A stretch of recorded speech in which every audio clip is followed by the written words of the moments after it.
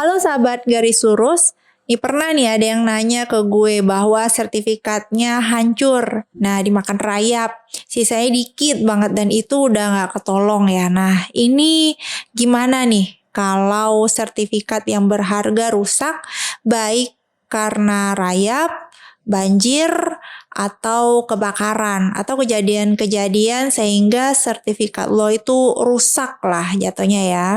Nah, sebelum gue jawab, perlu diketahui bahwa sertifikat tanah itu adalah surat keterangan yang membuktikan hak seseorang atas sebidang tanah. Atau dengan kata lain, keadaan tersebut menyatakan bahwa ada seseorang nih yang memiliki bidang tanah tertentu dan pemilikan itu mempunyai bukti yang kuat, yaitu berupa surat yang dibuat oleh instansi yang berwenang. Jadi, sertifikat itu sama dengan surat berharga yang perlu lo jaga. Saran gue, untuk surat-surat berharga, lo fotokopi deh banyak-banyak. Atau zaman sekarang kan mudah ya di-scan dan disimpan di drive. Atau surat-surat yang fisiknya aslinya itu lo simpan di tempat-tempat yang aman dari resiko-resiko tadi. Agar memudahkan jika terjadi hal-hal seperti ini. Nah, kalau udah kejadian gimana? Seperti hilang nih atau rusak, bukan berarti nggak bisa diurus. Jawabannya bisa kok. Nah, yang perlu lo lakukan adalah datang langsung ke BPN untuk melakukan permohonan penerbitan sertifikat pengganti.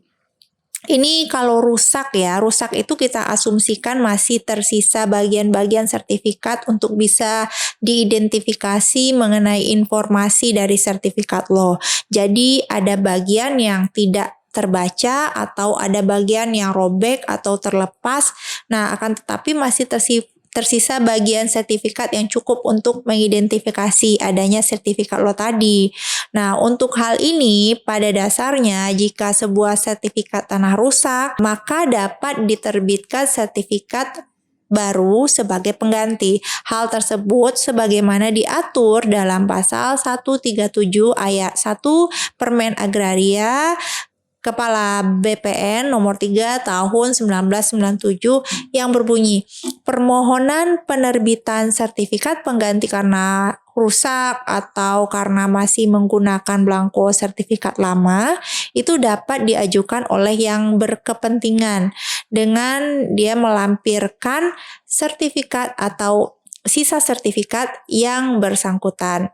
Nah, jadi permohonan sertifikat pengganti sebagaimana dimaksud pasal tadi hanya dapat diajukan oleh pihak yang namanya tercantum sebagai pemegang hak dalam buku tanah yang bersangkutan atau pihak lain yang merupakan penerima hak berdasarkan akte PPAT. Misalnya dengan akte jual beli, hibah, atau pembagian harta bersama dan lain-lain. Atau kutipan risalah lelang ya kalau lo mendapatkan tanah tersebut melalui lelang. Nah, kalau misal pemegang haknya udah meninggal gimana? Jawabannya bisa untuk permohonan sertifikat pengganti terhadap pemegang haknya yang sudah meninggal. Itu dapat diajukan oleh ahli warisnya dengan menyerahkan surat tanda bukti sebagai ahli waris. Apa aja tuh buktinya? Nah, ya lo bisa bawa surat keterangan kematian, surat keterangan pernyataan waris dari kelurahan ataupun bisa juga dari notaris ya, atau surat penetapan hak waris yang menunjukkan secara hukum bahwa lo adalah ahli waris atau salah satu ahli waris yang berwenang melakukan permohonan penggantian sertifikat rusak. Lo cukup pergi ke BPN selaku pemilik, ahli waris atau selaku penerima kuasa. Nggak perlu notaris atau PPAT yang bantuin, apalagi melalui biro jasa, calo atau pihak lain gitu ya.